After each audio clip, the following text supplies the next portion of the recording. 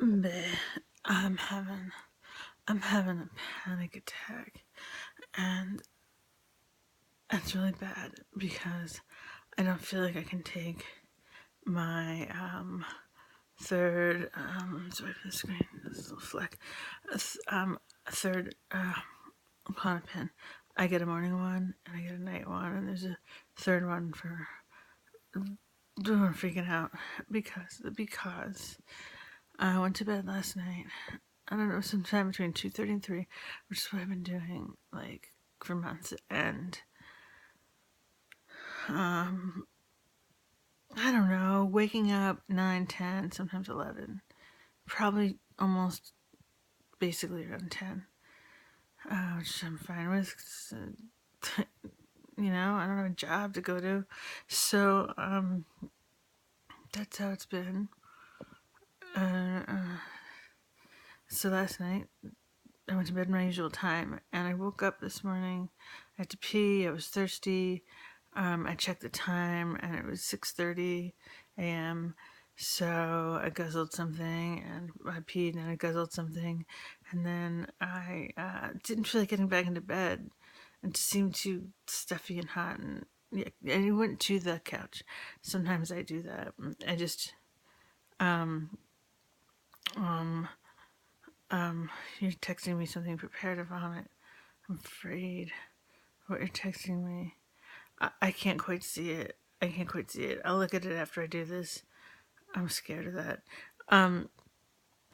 Sometimes it feels good to sleep on the couch and roll open the windows and have a little breeze. And I don't know. It's like whatever. And sleeping, sleeping. And I wake up.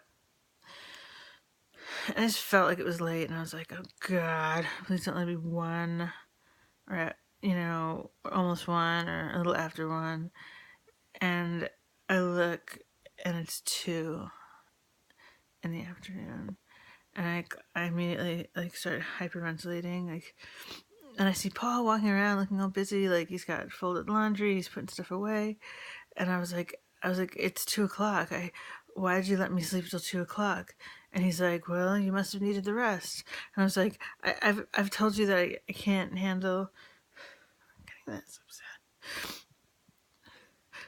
That it gives me like, it freaks me, like noon is okay, like if I've been up late. There was a time when noon was unacceptable, but now that I'm sleeping up so late, like between noon and 12:45, I can deal with and not get the panicky feeling. 1 o'clock is it's like 1:05, there's the panicky feeling, and 1 o'clock really is the panicky feeling. And I've talked about this, he knows this. And he's like, so, but it's not his responsibility to wake me up. But if he ever told me such a thing, I would never forget it. And I would gently say, I wouldn't like, bullhorn him up, but like, hey, it's getting close to 1 or whatever the time was. And just want to let you know. And then, if, like just do a little thing. It's not the spouse's total responsibility. So, like, I feel like a vampire. I feel like I'm not of this world. And I was in my blue robe and I felt really depressed. And I didn't want to shower. So I did. I made myself shower and get dressed and put on my pretty necklace. And, and then I put on a wig so that would cheer me up. I used to wear wigs to the mall and see if anyone noticed. I mean, not like anyone in the mall would say anything to me, but get the feeling if I could pass. So I put it on, and it made Paul and Bobby laugh. But I was like, do you think this looks real? And Paul's like, no. And I was like, why not? And he's like, you don't have black hair. And I was like, I used to dye my hair black. And he's like, well, it's I was like, the texture. He's like, yeah, yeah. Like, he even knows what hair texture means. And Poppy's like, you look like an old Velma from Scooby-Doo. Well, that was a vote of confidence. And I was like, look, okay, the color is not right with my skin tone or whatever. Like, I'm obviously not a naturally black-haired person, but is the way it sits on my head, could I pass it as this being my real hair? And Paul's like, well, it's not like lopsided or anything. It probably couldn't pass. I mean, I know. But I was hair shoes, and I was thinking like the extensions kind of do damage to the scalp and the natural hair, and the chemical treatments are creepy. So I was thinking about going the way of Melody, like buy like 5 wigs or however, whatever, in the same color in different styles. That's crazy too, though, because I would want long hair, short hair. It would be unrealistic. It's not like I would want, you know, I can imagine what her hairs are like. So I played around with that, and that was like slightly fun. And then, but then I took the wig off, and I was like so hungry, and I didn't want to eat. We have food in the house now, because Paul went shopping on Sunday, and we have food, and I didn't want any of it because I had this I was like scratching at myself, not literally, but I felt like this panting need to get out, like anywhere, but I didn't want to spend money, so I just went down and got pizza. Pizza's alright. And in the pizza place, I was kind of like, okay, I've been out in the air. And we were walking to the car. I was like, I'm breathing oxygen, and it's cold and gross out. I wouldn't even normally want to be out now. And I'm like, okay. But Poppy had started her iPad in the car. She snuck it into the car. I mean, she's allowed to, but we try not to have her use it for short trips or whatever. She had it. And she just walked into the house like a zombie. And she got on her knees and at the couch, like right in front of the computer, just doing her thing.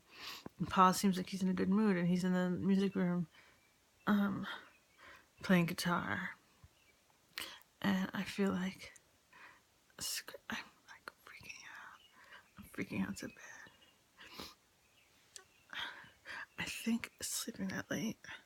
Like, I told Paul, I was like, this activates my 2 extremely negative mantras I've had for many years. One, it's too late. It's like the really big one. And the other is everything's ruined, which is like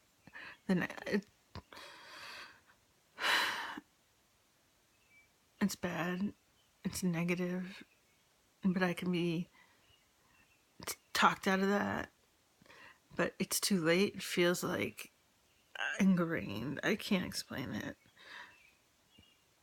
Well, I could explain the origins. I remember when I started having that in my head. My 3rd grade teacher was a horrible bitch. But anyway, I was like, though they've been activated, and also I think physically, biologically, it's not good in the brain or body, like body rhythms, circadian rhythms, and I haven't noticed an effect of staying up late on my mood, but sleeping late, I can't do it. I would rather stay up till 4 in the morning and get up at 8 in the morning than this. Then I would feel tired, and maybe later in the day I would take a nap, and it would all cool. But this, like, I can't even. I'm like, I feel like I'm trapped in a plastic bag and I can barely breathe. I'm trying to get out. I'm trying to make a hole to get out.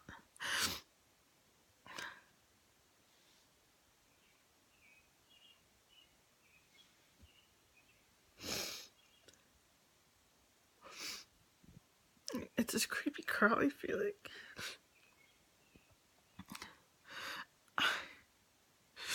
I was trying to think back. I was like, well, I used to party, most especially in Chicago.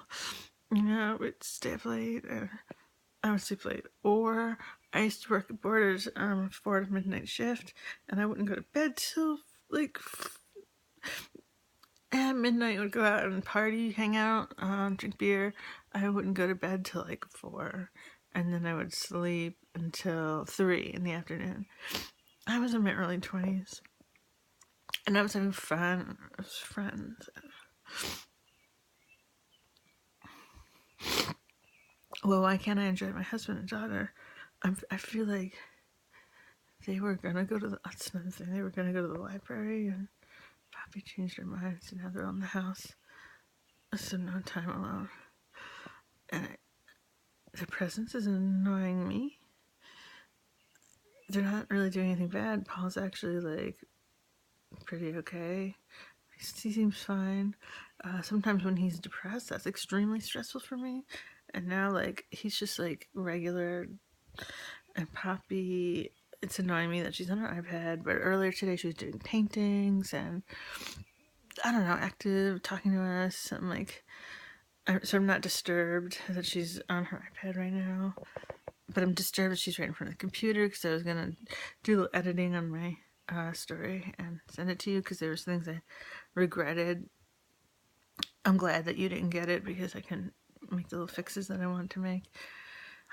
Obviously, I can move her, ask her to move to either side of the couch so I can use the computer. I mean, it's nothing, but it's like bothering me. So, and Paul like was like, "Did I tell you about my new band?" And cause we were talking about Pet Riot. I was like, "What?" He's like, "It's Cure cover band, only like lounge style." I was like, "Tell me you're joking." I was like, "Lounge shit is so 90s, and there already is a Cure cover band in Portland. Like, don't do that. You can't do that. Are you kidding? Are you kidding?" And he just kept looking at me like, maybe I'm kidding, maybe I'm not kidding. And he wouldn't answer me. And I felt like so mad inside. Anyway, this is just stupid things. The main deal is I I can't accept what has happened. I cannot accept reality. It's like, got up late. The daytime is gonna be shorter. You're gonna feel out of sync with the day, and on this gray day where you can't even tell what time it is, but out of sync with the day, and that there's an uncomfortable body feeling because I did something that wasn't good for my body, and I don't need to be angry at Paul because it's not his responsibility to wake me up. Although I have talked about my anxiety about the time thing, that does make me mad, and I'm afraid to take a Klonopin because it makes me sleepy. I don't know if I said that at the beginning.